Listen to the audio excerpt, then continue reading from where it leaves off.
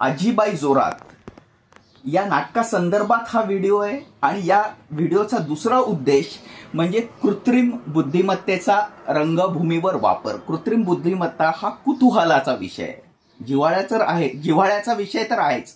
आता मुळात हा व्हिडिओचा उद्देश असा आहे, हा व्हिडिओ ज्यांनी नाटक पाहिलं नाही अजून त्यांच्यासाठी मुख्य करून आहे आणि ज्यांनी नाटक पाहिलं ते हा व्हिडिओ समजू शकतील नक्की नाटकात काय सांगितलं आणि काय सांगायचंय। मुळात नाटकाची संकल्पना काय थोडक्यात सांगतो।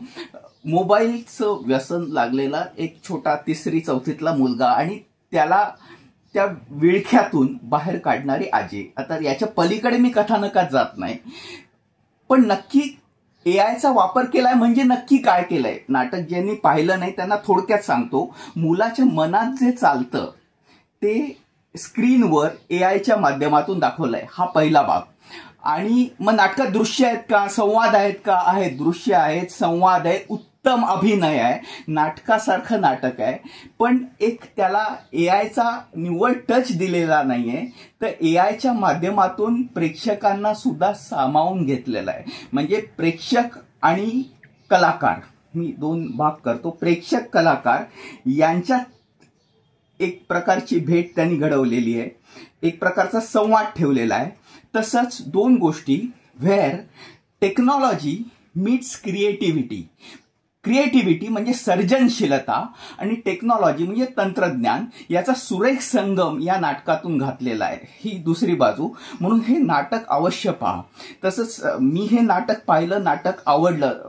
दर्जेदार कलाकृती कमी झालेल्या आहेत, तर ज्या निर्मात्यांनी किंवा या संपूर्ण संचानी ही दर्जेदार कलाकृती आपल्यापर्यंत पोहोचवली त्यांचं आपण कौतुक करूया, कारण दर्जेदार कलाकृती जेन्युइनली कमी होत आहेत, त्या वाचवणं गरजेचं आहे। तर ही कलाकृती आपल्याला नुसती वाढवायची नाही, तर सर्वप्रथम ही कलाकृती आपल्याला वाचवायची आहे। त्यामुळे ही कलाकृती, हे नाटक आपण जरूर बघा। तसंच हे नाटक ज्यांनी आयोजन केलं होतं, आनंद दिघे सभागृह, धर्मवीर आनंद दिघे सभागृह, बाळ कोलटकर रंगमंच, इथे ज्यांनी त्याचं आयोजन केलं होतं त्या आयोजकांचे सुद्धा मनापासून आभार आपण मानूया, त्यांचं कौतुक करूया। तुम्हाला नाटकाचा संदर्भ कळला असेल तर हे नाटक अवश्य बघा।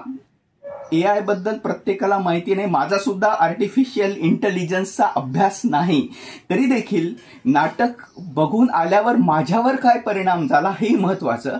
मी आर्टिफिशियल इंटेलिजन्सचा अभ्यास सुरू केला आणि मग मला कळलं की नाटकात जो आर्टिफिशियल इंटेलिजन्स त्यांनी दाखवलाय, म्हणजे कृत्रिम बुद्धिमत्ता दाखवले, तर ती खूप चांगल्या प्रकारे दाखवलंय।